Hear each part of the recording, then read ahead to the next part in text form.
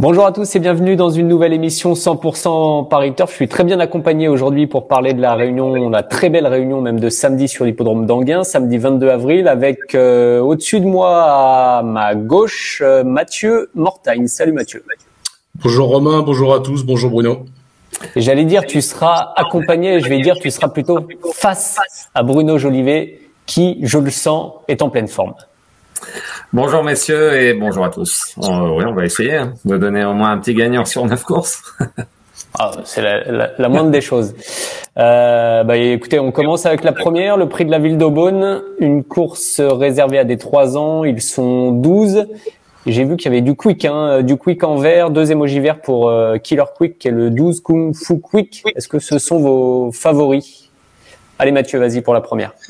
Le numéro 12, ouais, Kung Fu Quick, moi je suis faut racheter, la dernière fois il venait bien finir, il aurait pas gagné, mais il aurait été, je pense, second. C'est un poulain estimé qui avait gagné 2 fois lors de ses 2 premières sorties. Voilà, je pense qu'il faut le racheter, il a largement la pointure d'un lot comme ça.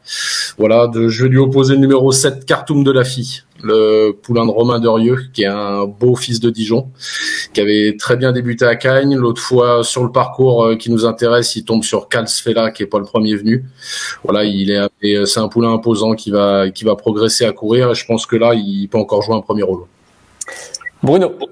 Bah oui, 100%, non pas Paris Turf, mais 100% d'accord, puisque Kung Fu Quick, on va parler évidemment de Calsfella, c'est le seul tombeur d'ailleurs dans la carrière de Calsfella, ce Kung Fu Quick, et ensuite il devrait être invaincu parce qu'il a rendu le champ de course l'autre jour et il n'aurait pas été loin de revenir gagner, il manque un petit bout, mais bon, vu ce qu'il avait perdu au départ, c'était pratiquement infaisable, donc en espérant qu'il n'ait pas pris ce mauvais pli de s'élancer au galop, mais sinon il doit gagner, et puis Khartoum de la Fille, qui était le bon dauphin de Calsfella sur ce parcours.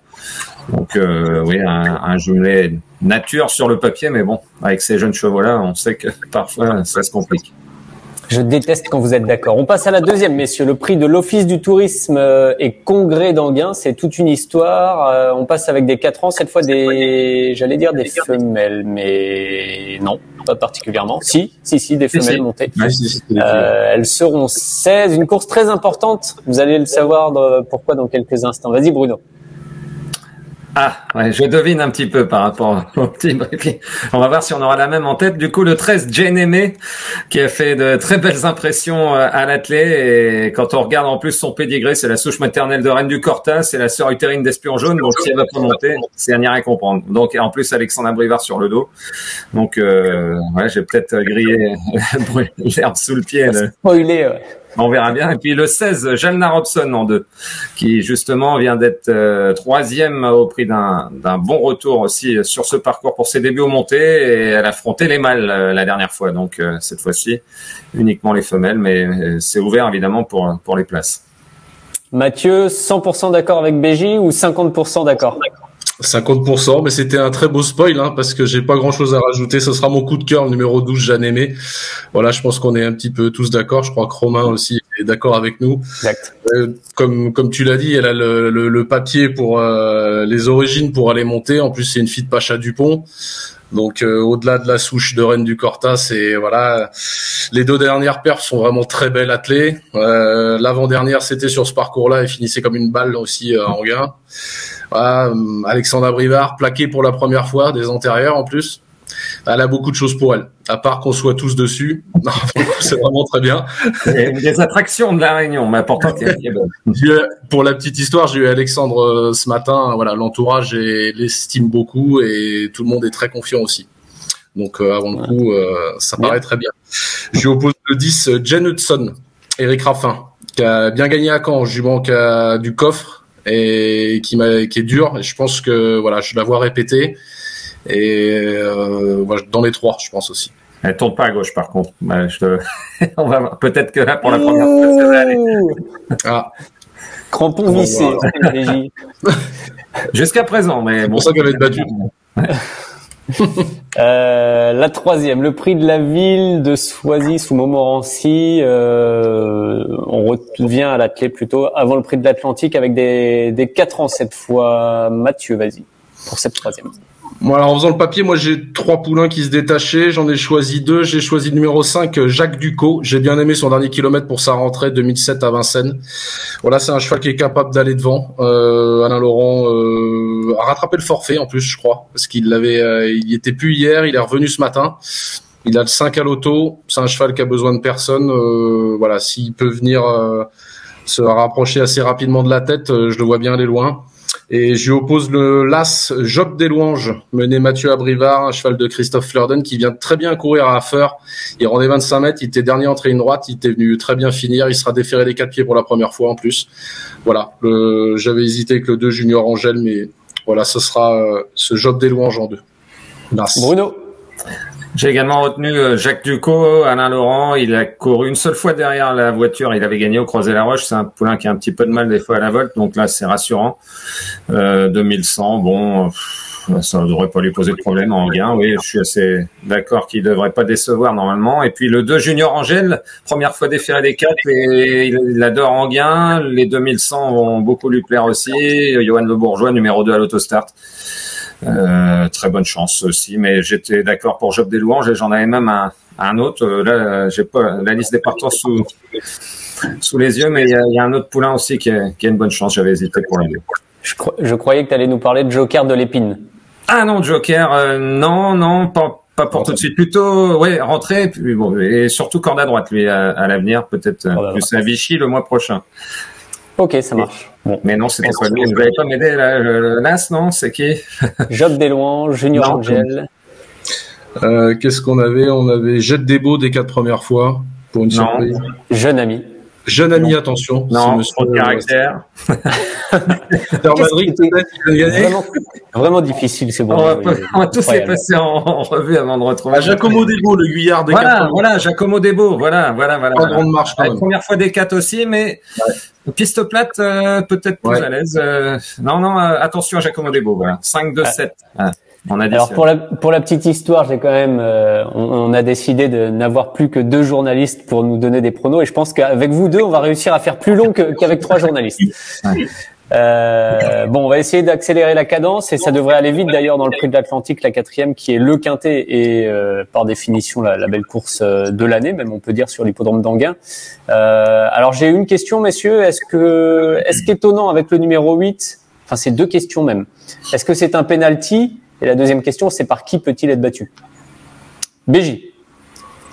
Étonnant par lui-même, je pense. Ouais, voilà, il peut faire une faute dans un tournant comme l'année dernière. Il aurait gagné la course s'il n'avait pas fait la faute dans le tournant. Et il avait rechopé Anthony, il était revenu titiller Vivid Waisas. Donc étonnant, mais jamais sûr à 100%. Mais en classe pure, non, il n'y a pas d'opposition, je pense. Le numéro 8, c'est mieux que le 1 ou le 2 pour lui. Donc non, je me retiens en confiance en tête. Après 2 deuxièmes places dans cette course, il va essayer 10 ans après son père, Timoko, d'inscrire ce groupe 1 à son palmarès déjà richissime. Et puis Onek ensuite, le 4 évidemment, avec un nouveau driver. On signalera Gabi Gelormini et peut-être en vue d'une possible aussi campagne européenne. On verra dans les semaines à venir. Et puis voilà, je me mets 8 et 4 et puis Orsi Dream par la suite, qui n'est peut-être pas affûté autant et qui sera pas déféré. Bon, on a vu qu'il a gagné déjà des groupes 1 ferrés, mais c'est quand même handicapant en plus en seconde ligne. Donc 8, 4, 10 et puis un outsider, le 14, Cashbank BG a glissé dans un quintet peut-être. Mathieu. Je suis entièrement d'accord avec BJ, j'ai les mêmes étonnants que je pense vraiment autant je le pense prenable à Vincennes, autant piste plate, je pense que c'est vraiment une brute ce cheval. Donc là, il a le 8, mais c'est pas plus mal, parce que il a tendance peut-être un peu à s'affoler au milieu des autres en partant, donc il va pouvoir l'isoler. Ouais, là, sur ce qu'il vient de faire à Vincennes, il est dur à prendre quand même. Et pareil, Onek, un cheval que j'ai toujours aimé, qui a peut-être pas été respecté à sa juste valeur. Je trouve qu'il a beaucoup couru à 5 ans. Il est arrivé sur le critérium des 5 ans, il avait tout fait. Il avait fait le printemps face aux vieux, toutes les courses préparatoires. Il est arrivé sur le critérium des 5 ans un peu sûrement fatigué. Je crois que Philippe Allaire préférait El Gaffel en début de carrière et au final ce cheval-là lui a donné tort et là il a repris de la fraîcheur et ça me plaît beaucoup et il a montré que piste plate c'était un drôle de cheval. Donc attention à Onek, ouais. 8 et 4 pour tous les deux. Alors, la 5e, c'est le prix de la ville d'Anguin, les Bains. 16 partants, des 5 ans, 2875 mètres à parcourir. Vas-y, Mathieu, pour cette 5e course. Bah alors là, je sais pas si Bruno va être d'accord avec moi, mais je pense que le numéro 12, Iguane de Caponnet, est au-dessus de la mêlée. Voilà, c'est un cheval qui a couru autre chose que ça. L'autre jour, la rentrée, il a pas puisé dans ses réserves pour s'imposer. Je pense qu'il a de la marge, hein, Johan, dans le sulky. Voilà, ça c'est la base intégrale de la course. Après, derrière, c'est très ouvert. J'ai gardé le numéro 2, Install d'Alouette, en 2. Je pense qu'il aurait gagné l'autre jour sur 2100 à Enghien, justement. S'il avait gagné cette course, il y aurait plus droit samedi. Donc je rachète. C'est un cheval qui a du modèle, qui me plaît bien, qui a pas beaucoup couru. Voilà, je pense qu'il peut être seconde d'Iguane de Caponnet. Bruno, d'accord? Iguane de Caponnet, oui, entièrement d'accord avec Mathieu. Je sais pas s'il a eu des soucis de santé ou s'il a été volontairement préservé, mais évidemment, vu ce qu'il faisait l'été dernier et en ayant été absent plusieurs mois, il est classé au gain. Il n'a pas manqué sa rentrée, déféré, il a l'aptitude à la piste. Enfin bref, aucune ombre au tableau. Et puis le 16 Icarus Bourbon qui, lui, est un peu plus ombrageux, mais la piste plate, vu ses grandes allures, l'avantage énormément. Alexandre Abrivard au sulky. J'ai vu Björn Goop ce matin à Grosbois. Alors, j'ai pas reconnu Icarus Bourbon, mais il était au sulky court. Il aurait peut-être donné un dernier petit travail un peu plus poussé. Mais non, Icarus Bourbon, on l'a vu gagner brillamment quand même une fois cet hiver à Vincennes. Et encore mieux en Enghien. Donc, il fait partie des nombreuses possibilités pour être dans les 3, comme l'a dit Mathieu. Et Install d'Alouette, c'est vrai que l'autre jour, c'était fait a priori sans sa faute. La 6e, c'est, on va dire, la 2e plus belle course de la journée avec Just Gigolo, les meilleurs poulains de 4 ans qui sont au départ et Pouliche, hein, puisqu'ils courent ensemble dans le prix Tonac Villeneuve. Bah, Bruno, garde la main justement pour nous donner tes 2 favoris dans cette course.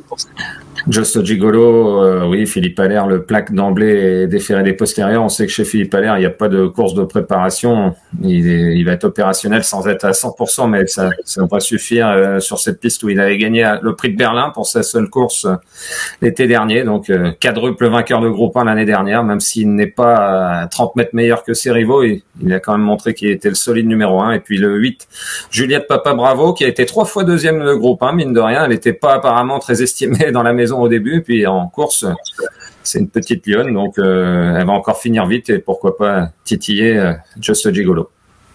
Mathieu? Ouais, j'étais parti pour faire la même chose, puis finalement j'ai changé, donc Just Gigolo bien sûr, hein, bon bah, même s'il rentre, voilà, c'est le leader incontesté de la génération comme l'a dit Bruno. En 2, je vais tenter le numéro 10, Juninho Dry. On a mis Alex Abrivard. Chez Garato, il n'y a pas trop de rentrée. C'est un petit cheval, à mon avis, piste plate, Enghien, la longue ligne droite, comme ça. Dans le sélection, ils avaient fait fort, hein, ils avaient été devant. Je pense que là, mener Alex en attendant, à la ligne droite d'Enghien, ça peut être marrant pour être 2. Il a souvent été très proche de Just Gigolo, là, en début de carrière. Il a pas mal de chevaux qui ont de la fraîcheur, qu'on sait pas trop où ils en sont. Il y a quand même des rentrées. Je pense que lui, petit cheval comme ça, il va se préparer vite. Avec Alex, ça peut être marrant. 12 et 10 pour toi, alors. 10, ouais. La 7e, bah, tu vas garder la main pour nous parler de la 7e. C'est le prix de la ville de Saint-Gratien. 7 à 10 ans européenne, course montée, avec des chevaux qu'on connaît quand même assez bien. Ouais. J'ai un peu peur qu'il y ait combat dans cette course-là, donc j'ai tenté quelque chose. J'ai tenté Geisha Speed, le numéro 12. Qui a pas été vu sous la selle depuis un long moment. J'ai peur qu'il y ait combat devant avec des chevaux comme Self Explosive et Elvis Maggi qui vont vouloir la tête. Et j'ai peur que ça roule énormément. La Geisha Speed, elle a pas été revue sous la selle depuis plus d'1 an, mais elle sera déférée des 4 pour la première fois montée, justement. Et je pense qu'elle peut tirer les marrons du feu d'une course qui va rouler. J'en fais pas un soleil, mais je trouve que c'est amusant. Et en 2, j'ai gardé Self Explosive avec Johan parce que je pense qu'il va démarrer plus vite qu'Elvis Maggi. Et si Elvis Maggi n'a pas la tête, je pense que c'est pas tout à fait le même cheval. Tandis que l'autre, il répète à chaque fois, un petit dur, il a été seconde Flash Royal 2007 GP en étant né au vent. Ouais, je pense qu'il peut aller loin aussi à Enghien, quoi.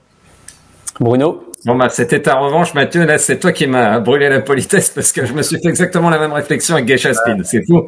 Je pensais tenter quelque chose aussi, mais on est 2 à tenter les mêmes. Bon, bah, Geisha Speed, première fois déférée, comme tu l'as dit, elle avait couru avec Grand Bies Bleu et tout ça dans les prix de série, notamment étant plus jeune. Et puis, elle a montré sa forme dans les quintés récemment. Self-explosive aussi en 2, mais en espérant qu'il n'y ait pas combat pour ma part. J'espère que Self-explosive, il peut attendre aussi, lui. Il a montré, à Mokanchi notamment, qu'il savait finir. Donc j'espère qu'il prendra le dos d'Elvis Maggi, mais gagner de bout en bout pour Elvis Maggi sur 2008 à Anguin avec une aussi longue ligne droite, ça va peut-être pas être super facile, à moins qu'on lui laisse aller tout doucement, mais ça j'en doute. Donc 12 et 2, même jumelé. C'est aussi surprenant que ça puisse paraître dans une course un peu ouverte. Oh, vous êtes tellement d'accord. Ouais, c'est la 8e, le prix de la Porte d'Auteuil. Alors là, on passe avec, on reste un peu avec des chevaux d'âge, mais on revient à l'attelé et on passe sur 2150 mètres. Bruno, je sais que tu as des convictions avec ton favori, a priori. Oui, ça sera mon cheval du jour, Eric The Hill, qui n'a pas encore renoué avec la victoire numéro 7 depuis son retour à la compétition. C'est un petit cheval hypertonique que j'ai toujours adoré. Il avait, sur ce parcours, été le dauphin platonique d'Empire DSM. Il a déjà battu Empire DSM à 5 ans à Vincennes en 2021. Donc là, il y a que le numéro 7 éventuellement, mais il va vite l'effacer vu le bolide que c'est. Bon, après, s'il peut attendre derrière les chevaux de tête, je pense qu'il peut être imparable dans la ligne droite. Et puis le 5, Giboulet de Mars, n'a pas été vu depuis plusieurs semaines, mais elle a été préparée pour. C'est son meilleur engagement du printemps. Et comme c'est une petite jument près du sang, très tonique, je pense qu'elle va être pleinement compétitive d'entrée de jeu. J'ai pas retenu Fepson, qui est quand même meilleur sur les longues distances. Et puis l'autostart, il n'a encore jamais gagné. Il va être plus de vitesse au début, mais il a une chance aussi. Mathieu. Ça me fait rire parce que j'ai exactement la même analyse. Mais vous avez couché ensemble. J'ai hésité avec Fepson parce que je me suis dit c'est où je le mets directement en tête ou je le mets pas. Et je l'ai pas mis parce que voilà, Autostar, j'ai un peu peur qu'il fasse des bêtises, mais il peut faire exploser le peloton. Donc j'ai gardé Eric The Hill avec Eric Raffin. Si il va le découvrir, mais ça peut être sa course. Donc avec le 7 maintenant, faut qu'il arrive à se garer quand même. Voilà, Eric était un petit peu embêté ce matin, je l'ai eu au téléphone et il m'a dit le 7 ça m'embête un peu. Mais avant le coup sur la seconde place derrière Gigolo Lover l'autre fois, c'est sa course. Et pareil en 2, Giboulet de Mars le 5 qui fait une petite rentrée. Mais je pense que ça lui aura fait du bien de prendre un peu de fraîcheur. C'est la vraie 2100, donc Franck il va attendre et c'est finir fort, donc Anguin ça va lui convenir en plein. Ouais, c'est avant le coup ça me paraît très bien ce jumelé là quoi. Pour la battle, on repassera pour l'ensemble de la réunion. Là, c'est la non-battle. Bon, on va peut-être finir riche comme Crésus, d'Hippogio dans la dernière, le prix de l'Argonne, Mathieu. Crésus d'Hippogio ou pas, justement? Oui, Crésus d'Hippogio, bien sûr. Jean-Michel l'a confié dans nos colonnes cette semaine que c'était l'objectif depuis un petit moment. Voilà, le cheval, faut faire un petit peu attention à la volte. Il a pu faire des bêtises comme ça, mais bon, il a prouvé que voilà, il avait un petit peu de marge au gain. Je pense qu'il a dû être préparé comme il faut. Et voilà, je sais pas si on a mis Jean-Michel en tête une fois de la journée. Il faut bien qu'il en gagne une quand même. Le pauvre. Donc, ouais, le pauvre. Et je lui oppose l'autre entrant, Idéal du Rocher, qui a rien à se reprocher, numéro 8. Les chevaux de Charles Motier sont très en forme actuellement. Voilà, il a été second de Crésus en fin de meeting à Vincennes. Je pense que voilà, il peut encore être deuxième de Crésus d'Hippogio, quoi. Bon, on va finir sur une note où on va pas être tout à fait d'accord pour une fois. Il y avait 3 chevaux. Enfin. 3 chevaux pour 2 places. Et moi, j'ai tenté de faire l'impasse sur Crésus d'Hippogio. Je crois que si j'ai bien lu la rubrique, il a dit qu'il y avait eu un tout petit contretemps à l'entraînement. Enfin, il y a un truc qui l'avait embêté. Je sais plus. Il me semble avoir, ou alors j'ai lu la mauvaise rubrique peut-être.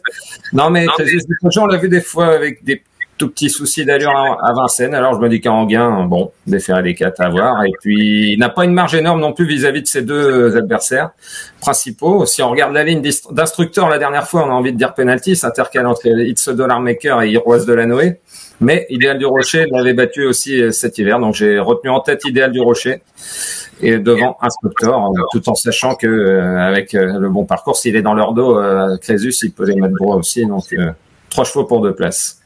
Alors, j'ai retrouvé le verbatim de Jean-Michel Bazir. Je serai installé au sulky de Crésus d'Hippogio qu'on n'a plus revu depuis sa victoire de fin février à Vincennes. Il n'avait pas de super course. Après, il n'a pas travaillé super dimanche matin. Et il faut savoir que c'est un cheval qui n'est pas vraiment précis au travail, entre guillemets. La course est toutefois cochée à son programme depuis un bon moment. Voilà. Il y a un tout petit bémol, mais bon. Il y a un tout petit bémol quand même qui n'est pas tombé dans l'oreille d'un sourd. Bon, c'est bien. Voilà pour les 9 courses de ce programme. Vraiment un joli programme. Alors, on a une belle réunion à Vincennes vendredi soir. On a une belle réunion à Enghien samedi. On a une belle réunion dimanche à Auteuil. On est quand même beaucoup gâtés pendant plusieurs jours. Vos 2 conseils de jeu, messieurs, bon, on en a déjà parlé. Mathieu, pour le début de la réunion plutôt. Alors, ce sera le 213 Jeanne Aimé qui va faire tes débuts sous la selle avec ma confiance. Et Bruno. Et on repart sur le 807 Eric Zohin. Ouais. Avec et on termine soit sur Idéal du Rocher, soit sur Crésus di Poggio. Ah, je vous trouve sur un avec ouais. Bon, un de ces 3-là, en tout cas, normalement. Bon, merci à vous 2, merci à tous de nous avoir suivis. On se retrouve évidemment très bientôt pour une nouvelle émission 100% Paris Turf. Et on remercie évidemment Laurent qui était au platine pour nous aider à mettre en avant toute cette émission. Salut à tous. Merci à vous d'avoir suivi cette vidéo. Alors pour vous abonner à notre chaîne YouTube, c'est ici. Et pour suivre encore plus de vidéos Paris Turf, c'est de ce côté.